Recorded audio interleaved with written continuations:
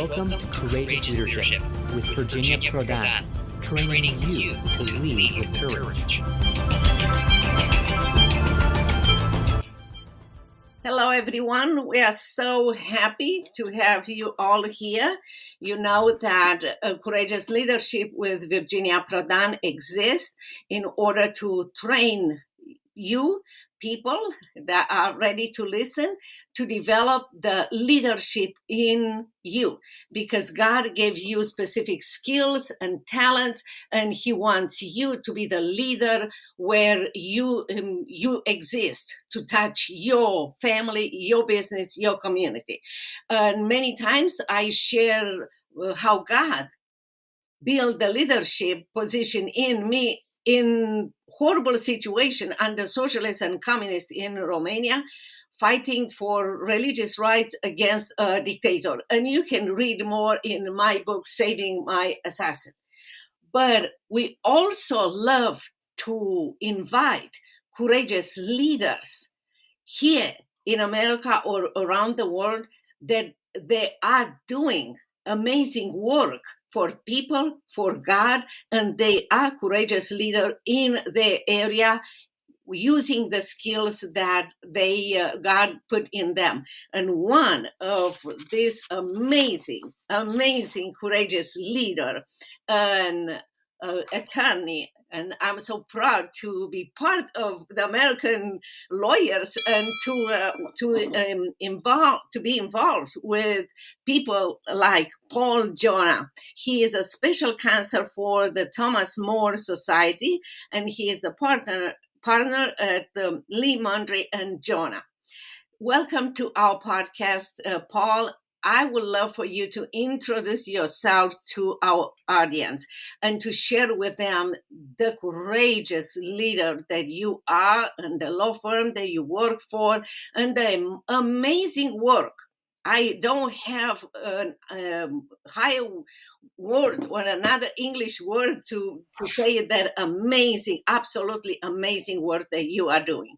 So please introduce yourself. Thank you, Virginia. It's a pleasure to be with you. Thanks for having me on your program. I am a father of 6 children, married now for about almost 14 years, and we have our 7th child on the way.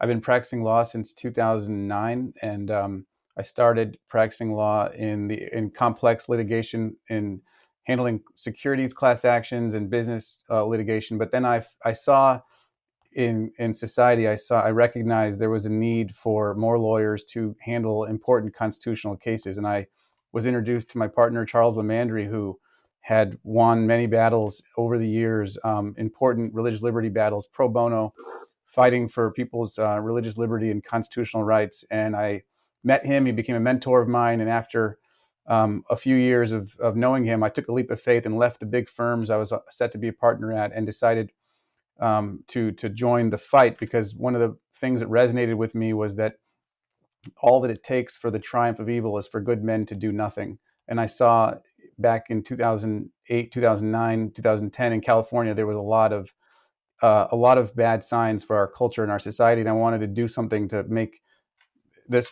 California better for my children and grandchildren, and to fight for these important rights. So basically, I've been working with Chuck LiMandri since 2013, and now we're affiliated with the Thomas More Society, and they're a wonderful organization of really brilliant lawyers throughout the United States, and we're handling cases for them in California, and we can talk about some of them today. But that's a snapshot summary of who I am and what I'm involved in.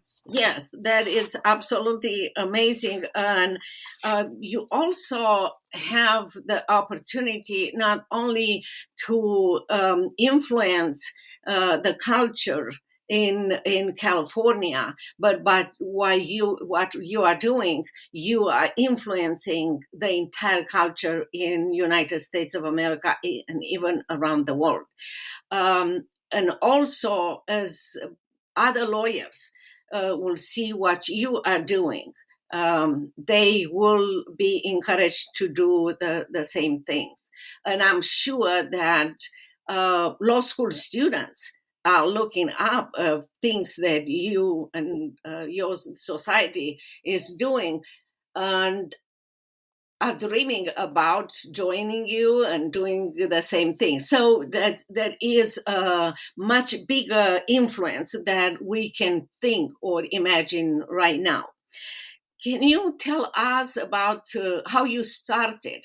Because so many people believe that you have to have the blueprint already organized in order to start it. And I know I never had it when I started in Romania to defend against a dictator who had everything at his fingertip and will kill everyone. And by the grace of God, I'm alive and he is dead. So I didn't have that blueprint, and I don't have it right now here in America, as I do legal work, as a lawyer, American lawyer.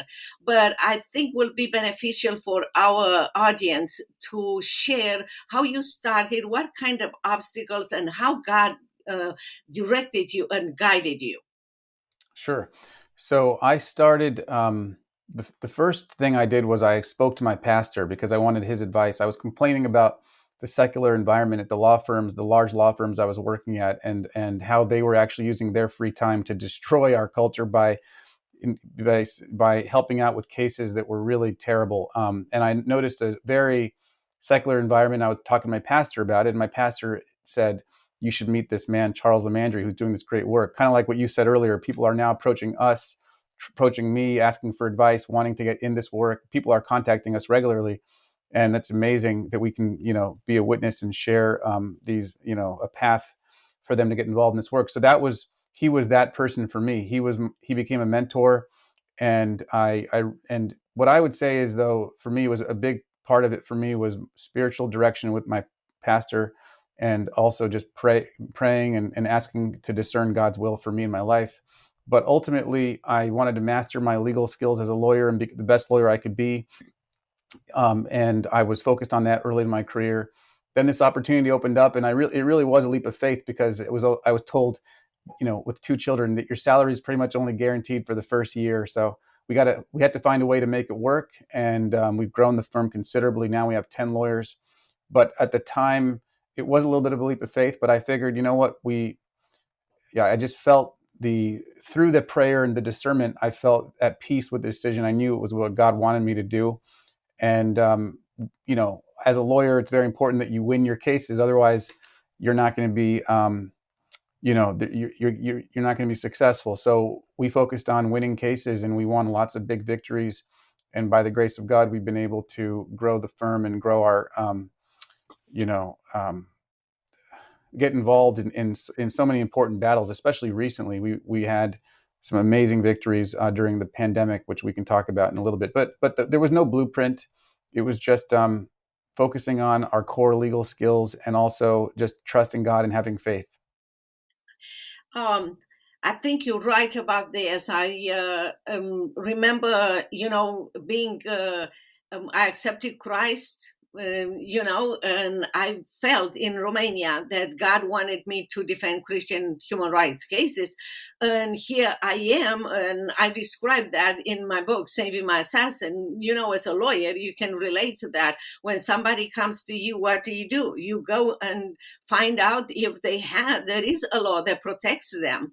And here I am going to the library, because in law school they never told us about freedom of religion and anything. It was a communist country, So here I am, go to the library, and I explain this because it's an amazing miracle that God has done it, and He is doing in each one of our lives when we take the step that He's asking us to do. So here I am at the library, and I want to say that the laws that were under capitalists in Romania protecting freedom of religion, they were never taken away from the law books under socialists, because the dictator wanted to lie to the Western civilization that we have laws that protect freedom of religion, but there is no lawyer using them.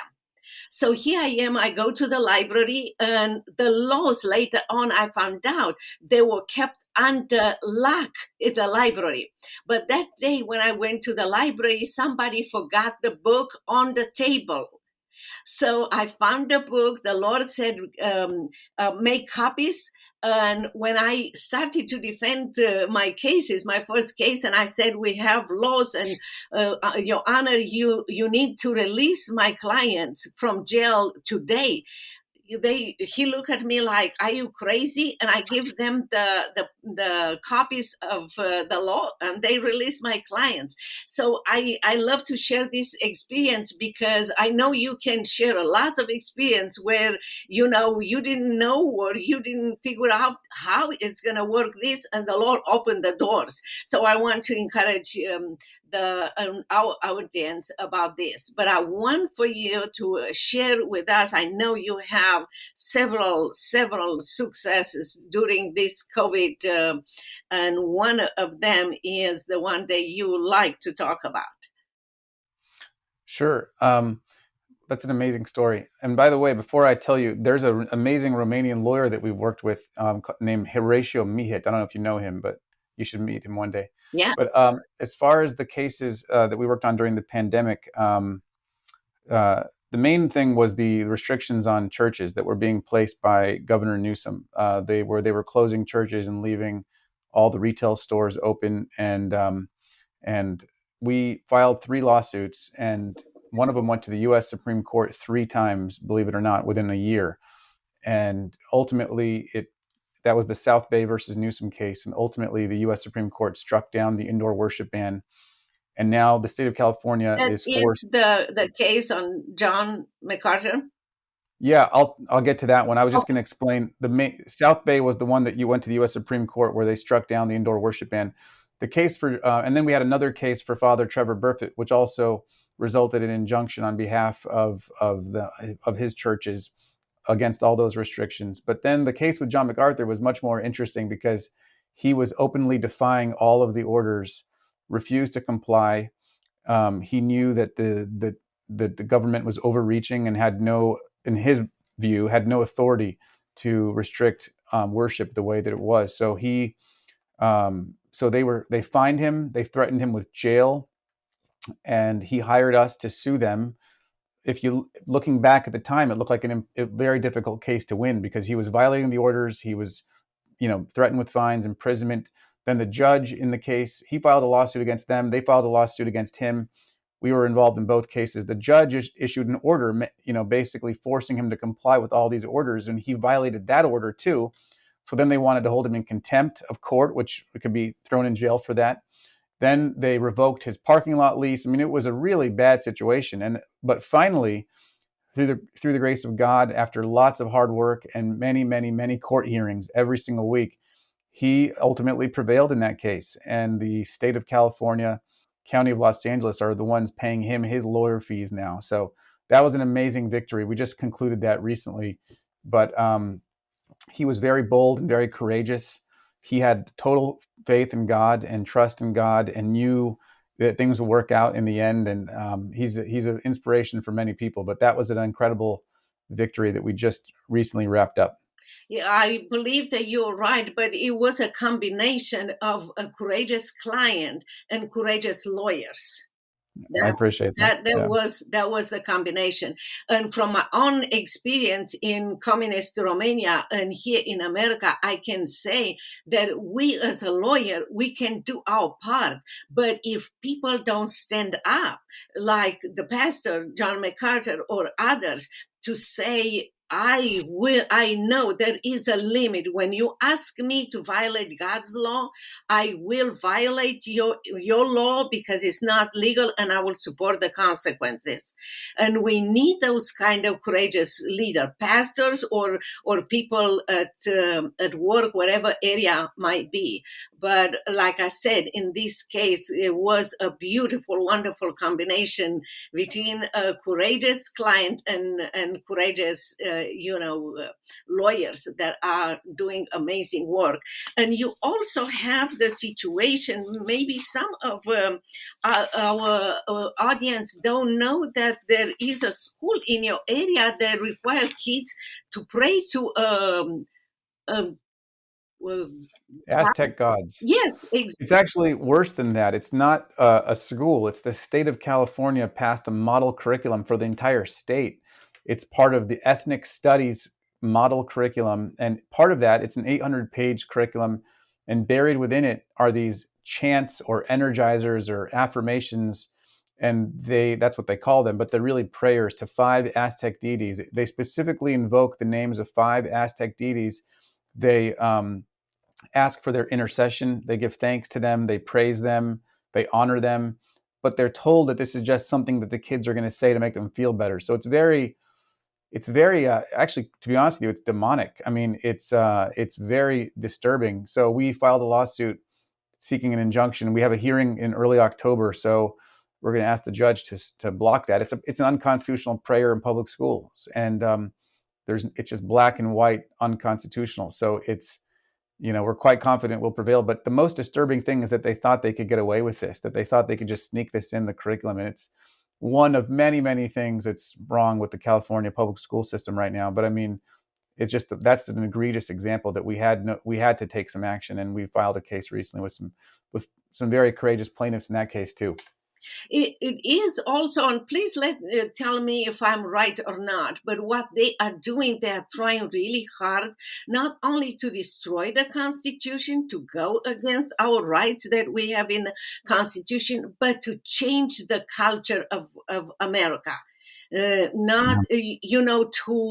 To bring things that are not today. It's gonna be this kind of God. Tomorrow it's gonna be another God, and all kind of things that. Or it's very interesting that we started, and the founder started with kids being able to pledge the allegiance in school, start the class like this, and to have a prayer, to learn from the Bible the principles in order to develop in them the ethics and everything. In America is and remain a powerful country because of all the ethics issue and all the things that the Bible teaches. Now they are trying not what they said to bring a different knowledge to the kids, to change America and to change America into something that was never intended to be. And I'm so grateful that you fight against this. Thank you. And these, by the way, these deities, they're actually the same ones the Aztecs invoked when they were committing human sacrifice. So it's not just a learning about the Aztec culture. No one objects to learning about the culture in a history class. This is a prayer. And yes, you're right. Absolutely. They're trying to change this country, and they're very organized, very militant, very committed, the left, the extreme left. And they have, this is happening across the country. We're fighting our small fights in California, but this is happening all over the place. And they have a bigger plan. And so it's very important that we unite and sort of resist in a lawful way, fight back and challenge these actions. And which is why I was inspired to get involved in this, because there wasn't enough people on our side fighting back. I mean, I think there are more now, and I think the heart of our country still is good, but these forces are so clever, and so the people behind these movements are very clever, and they find a way to sneak this stuff in subtly so that people don't really know what's happening, but they absolutely have a big plan, and they're very organized. You said some few things so important, so I want to outline them for our viewers. One, you said that the other side is organized and united, and we need to be united. And one of the reasons I invited you here is because I want to give you and your company and your ministry the exposure, because others need to know and be united, and also take your example. The other thing is we need parents to be involved in what the students are learning and they are taught in school, and go to school and talk with, contact you if they find in another area. Also, if they want to run for school board or for any other position, it's time for us as Christians to be more active. Absolutely. I want to say, I know you receive a special award this year, 2021, and I wanna to share those information in details with our audience, because I believe your work and your heart and everything you are doing is it was rewarded in a special way. So please tell us. Sure. Well, we give glory to God, and we don't expect to get honor and rewards by secular legal publications, which is what made this one a little bit unique. It was the Los Angeles Daily Journal, which is the preeminent legal journal in California, and it basically they awarded my partner and I as California Lawyer Attorneys of the Year in the constitutional law category for our work on the church COVID-19 restriction cases, which I said, like as I said, resulted in that ban on worship being overturned for the whole state. 40 million people could go back into church. So it was a big deal, but we were surprised that a secular legal periodical would recognize us. That was nice, and it was an honor. And my partner Chuck LiMandri just got on by that same journal, just got named one of the top 100 lawyers in the state, which is pretty awesome also. So it's nice to be recognized by those publications. We do the work, obviously, and we give glory to God, but it was surprising to us that they would recognize us. So yeah, thank you. I believe that when you do what God asks you to do, and I have experienced that many times, people might be hostile in the beginning, but as you keep walking the walk, that short, path, and you continue to do, even your enemies will admire you. The Bible says that if God's men's walk before the Lord pleases him, he will make even his enemies to live in peace with him. And that's exactly what the Lord has done.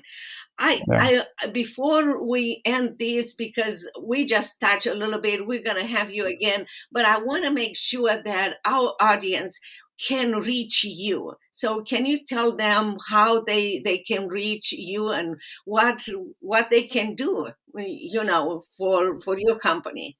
I appreciate it. Thank you. Yes, the Thomas More Society has a great website where you can learn about the work that we're doing. You can learn about the amazing, really brilliant lawyers they have across the country fighting and winning fights like these. And it's thomasmoresociety.org. More is just one O, MORE, thomasmoresociety.org. There's a legal help section where you can contact any lawyer and ask for representation. But it is amazing to learn about the victories on that page. So I would encourage people to check out the website. Thank you so very much. Appreciate that. Appreciate you, Paul, coming here. We're going to have you again. And until next time, we're going to pray for you and your all your work and your message. We hope that it's very inspiring for others. Thank you. I really appreciate it. Thank you, Virginia.